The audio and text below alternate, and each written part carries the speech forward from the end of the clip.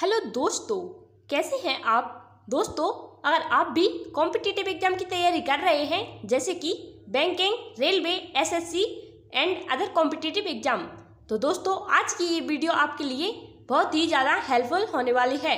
क्योंकि दोस्तों आज की इस वीडियो में हमने जनरल साइंस का टॉपिक ब्लड के बारे में जाना है और समझा है। दोस्तों इस टॉपिक से हर बार कॉम्पिटिटिव एग्जाम में 1 से 2 नंबर के प्रश्न अवश्य पूछे जाते हैं, तो दोस्तों वीडियो को बिल्कुल भी स्किप मत कीजिए। दोस्तों आइए वीडियो में आगे बढ़ते हैं और हमारे टॉपिक ब्लड यानी कि रक्त के बारे में जान लेते हैं। दोस्तों रक्त एक प्रकार का तरल संयोजी ऊतक है। दोस्तों इससे किसी भी प्रकार की प्रतियोगी परीक्षाओं में इस प्रकार का प्रश्न पूछा जा सकता है कि रक्त किस प्रकार का ऊतक है। तो दोस्तों हमारा उत्तर हो जाएगा कि रक्त एक प्रकार का तरल संयोजी ऊतक है। तरल संयोजी इसका सही जवाब हो जाएगा। दोस्तों हमारा पॉइंट नंबर 2 है, रक्त का पीएच मान कितना होता है। तो इसका सही जवाब हो जाएगा 7.4 यानी कि क्षारीय होता है। रक्त का पीएच मान 7.4 होता है। दोस्तों पॉइंट नंबर 3 है, शरीर के भार का रक्त 7% भाग बनाता है। पॉइंट नंबर 4 है, एक वयस्क व्यक्ति में कितने लीटर रक्त पाया जाता है। दोस्तों इसका सही जवाब हो जाएगा कि एक वयस्क व्यक्ति में 5 से 6 लीटर रक्त पाया जाता है। दोस्तों वयस्क व्यक्ति में 5 से 6 लीटर रक्त पाया जाता है। और दोस्तों लास्ट पॉइंट यानी कि पॉइंट नंबर 5 है, रक्त का अध्ययन क्या कहलाता है। रक्त का अध्ययन क्या कहलाता है। दोस्तों इसका सही जवाब हो जाएगा हेमेटोलॉजी। रक्त का अध्ययन हेमेटोलॉजी कहलाता है। आइए दोस्तों अब हम रक्त को कितने भागों में बांटा गया है उसके बारे में जान लेते हैं। आइए दोस्तों, जैसा कि आपको चार्ट में दिखाई दे रहा है कि रक्त यानी कि ब्लड को 2 भागों में बांटा गया है, प्लाज्मा और रक्त कोशिकाएं। प्लाज्मा को इंग्लिश में प्लाज्मा ही कहा जाता है और दोस्तों रक्त कोशिका को इंग्लिश में ब्लड सेल्स कहा जाता है। प्लाज्मा रक्त का निर्जीव भाग होता है। दोस्तों यह 55 से 60% पाया जाता है और रक्त कोशिकाएं ब्लड का जीवित भाग होता है। यह 40 से 45% पाई जाती हैं। दोस्तों हम सबसे पहले प्लाज्मा के बारे में जान लेते हैं। प्लाज्मा यह रक्त का निर्जीव भाग होता है जो 55 से 60% पाया जाता है। प्लाज्मा को 2 भागों में बांटा गया है। प्लाज्मा में 90% जल पाया जाता है और 10% अन्य पदार्थ पाए जाते हैं। दोस्तों ये 10% अन्य पदार्थ कौन कौन से होते हैं, आइए इनके बारे में जान लेते हैं। पहले नंबर पर प्रोटीन को 4 भागों में बांटा गया है। Number 1 fibrinogen, number 2 globulin, number 3 albumin, number 4 thrombin. और दोस्तों नंबर 2 पे आते हैं तत्व। अन्य पदार्थ में नंबर 2 पे आते हैं तत्व।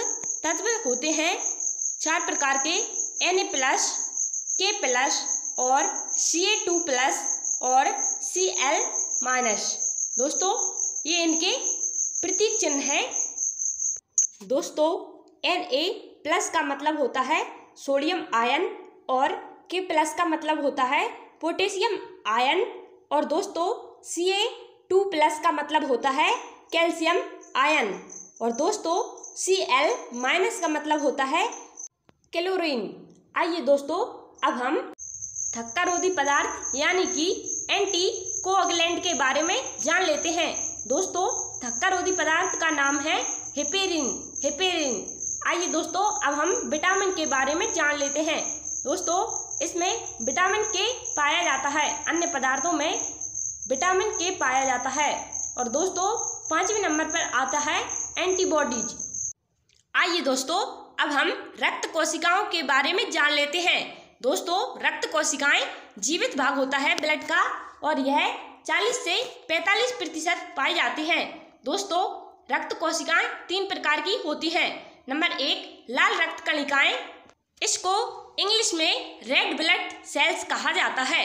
दोस्तों यह 44% पाई जाती हैं। और दोस्तों श्वेत रक्त कणिकाओं को इंग्लिश में व्हाइट ब्लड सेल्स कहा जाता है। और दोस्तों नंबर 3 पे आता है बिंबाणु, इसको इंग्लिश में प्लेटलेट्स कहा जाता है। दोस्तों श्वेत रक्त कणिकाएं और प्लेटलेट्स यह 1% होते हैं। आइए दोस्तों अब हम इनके बारे में डिटेल्स में जान लेते हैं कि लाल रक्त कणिकाएं, श्वेत रक्त कणिकाएं और बिंबाणु किसे कहते हैं। दोस्तों सबसे पहले हम लाल रक्त कणिकाएं के बारे में जान लेते हैं। दोस्तों लाल रक्त कणिका को इंग्लिश में RBC कहा जाता है। RBC इसका शॉर्ट फॉर्म है और इसका फुल फॉर्म है रेड ब्लड सेल्स। दोस्तों आइए इनके बारे में हम जान लेते हैं।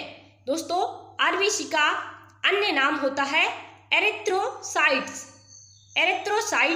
RBC का अन्य नाम होता है। दोस्तों बता दें आपको कि इसका जीवन काल 120 दिन का होता है। और दोस्तों ये इनकी संख्या 50 लाख यानी कि 5 मिलियन होती है। और इनका आकार द्विअवतल यानी कि बाइकॉन्केव प्रकार का होता है। रंग लाल होता है, लाल रंग की होती है। दोस्तों इनका कार्य होता है ऑक्सीजन का परिवहन, मतलब कि O2 का परिवहन करता है। दोस्तों इनमें केंद्रक नहीं पाया जाता, RBC में केंद्रक नहीं पाया जाता। दोस्तों जैसा कि आपको डायग्राम में दिखाई दे रहा है कि ब्लड के अंदर RBC पाई जाती है और RBC के अंदर हीमोग्लोबिन यानी कि HB पाए जाते हैं। और दोस्तों हीमोग्लोबिन के अंदर Fe यानी कि लोहा पाया जाता है। दोस्तों अगर हमारे शरीर में blood, RBC, HB, haemoglobin, Fe, लोहा इनमें से किसी की भी कमी हो गई तो हमारे शरीर में एनीमिया रोग हो जाता है। आशा करती हूँ दोस्तों कि आपको इतनी यहाँ तक की बातें समझ में आ गई होंगी। आइए फ्रेंड्स अब हम WBC यानी कि व्हाइट ब्लड सेल्स के बारे में जान लेते हैं। इसको हिंदी में श्वेत रक्त कणिकाएं कहा जाता है। दोस्तों WBC यह गोल या अनियमित आकार की कोशिका होती है। यह केंद्रक युक्त होती है।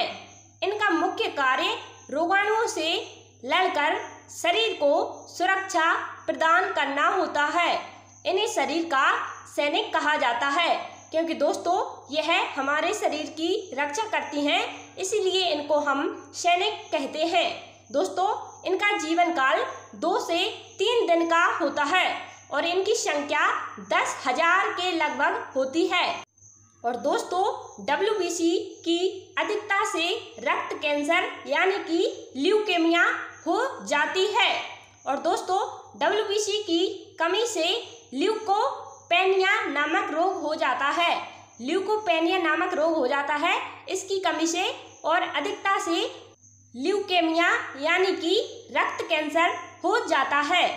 और दोस्तों WBC का निर्माण श्वेत अस्थि मज्जा तथा लसिका गांठों में होता है। आइए दोस्तों अब हम WBC के प्रकारों के बारे में जान लेते हैं।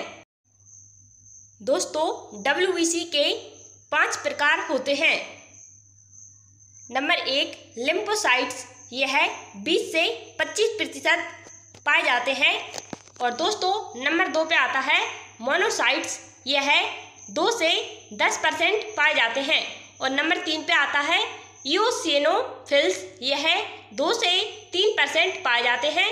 और नंबर 4 पे आता है बेसोफिल्स, यह 0 से 1% पाए जाते हैं। और नंबर 5 पे आता है न्यूट्रोफिल्स, यह 60 से 65% पाया जाता है।